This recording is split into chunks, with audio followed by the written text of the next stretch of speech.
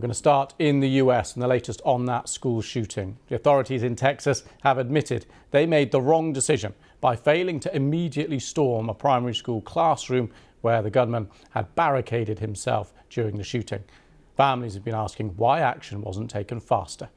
Officers waited in a hallway of the Robb Elementary School for 40 minutes, despite several emergency phone calls from pupils inside. Meanwhile, at the annual conference of the pro-gun lobby, the National Rifle Association, former US President Donald Trump said he wanted more citizens to be armed. Our correspondent Barbara Plett-Usher has the story. Just days ago, children cowered on the floor in this school as a killer stalked their classroom. Some of them stealthily called 911, begging for police to come save them.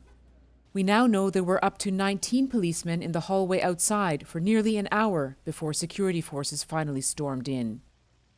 As students in other parts of the school scrambled to escape, the commanding officer took time to organize an operation to tackle the gunman, who he believed was focused on barricading himself in with the children and no longer an active threat. Benefit of hindsight, where I'm sitting now, of course it was not the right decision. It was the wrong decision, period. There's no excuse for that.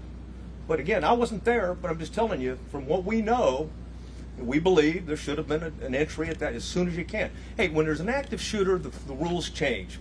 Distraught parents confronted police outside the school on the day of the attack, demanding they act quickly. Since then, pressure on the authorities has grown to explain why they didn't.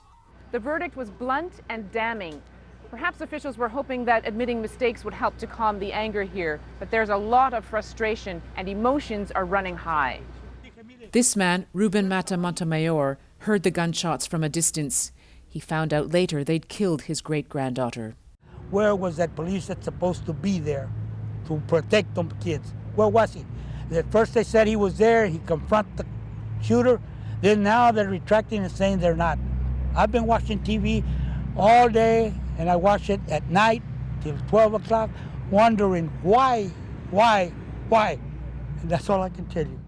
The revelations have embarrassed the state governor, who'd been defending the police response. The information that I was given turned out, in part, to be inaccurate, and I'm absolutely livid about that. He had canceled his attendance at the convention of the National Rifle Association, taking place this year in Texas, but still holds to its stance that gun control laws are not the answer to the scourge of mass shootings. The former President Donald Trump was there to amplify that message. The existence of evil in our world is not a reason to disarm law-abiding citizens who know how to use their weapon and can protect a lot of people. The existence of evil is one of the very best reasons to arm law-abiding citizens. Many here say something has to be done, but are reluctant to enter the bitter partisan debate over gun restrictions. And they're beseeching a higher power to help them. Barbara Plett-Usher, BBC News, Uvalde, Texas. CBS News correspondent Dania Bacchus is in Uvalde and gave me a sense of the anger there about the delayed police intervention. We are hearing that outrage, that frustration. As you can imagine, since Tuesday when this shooting happened, people in this community started asking how. How can this happen? Then police here started giving a timeline, an explanation for what happened here. And then just yesterday, that stunning admission that it was police who actually made the mistake, that they handled this situation incorrectly.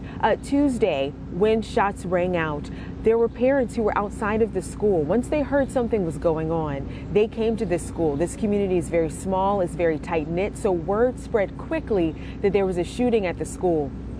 Parents were in the parking lot in agony. They had to wait for police to go in. We saw video of them screaming and arguing with police officers, asking them to go in to save their children, and they did not do so as quickly as parents and family members felt they should have. So then, of course, to hear this admission that they mistakenly thought that this was a barricaded shooter, not an active shooter, there is a lot of frustration here in this community.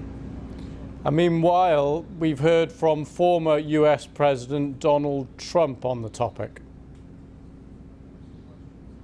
Yes, we did. He spoke at the NRA convention yesterday, where basically he called for an overhauling of school security and the nation's approach to mental health.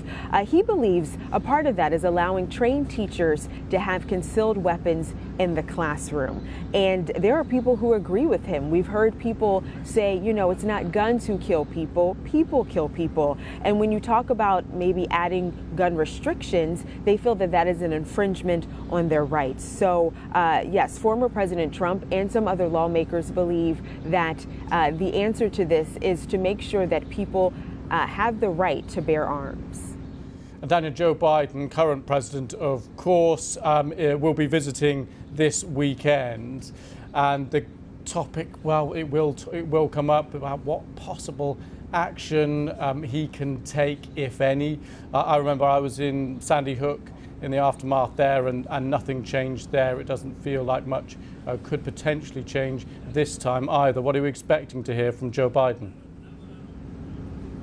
You know, I think we saw right after this happened, when President Biden addressed the nation, he immediately said, what in God's name are we going to do to stand up to the gun lobby? He demanded action then, in saying that we need to act. But as you said, we've heard this same rhetoric, I don't want to call it rhetoric, but we've heard this same call to action after mass shootings here, not just from President Biden, but from other former presidents, from lawmakers, some of them who believe that something needs to be done, that there needs to be tougher gun laws, gun restrictions. But of course, we also hear the people from the other side who oppose that, saying that, no, we don't need to do that. So I think this is now a wait and see game to determine if this shooting is going to cause action or if it will be inaction like we've seen before.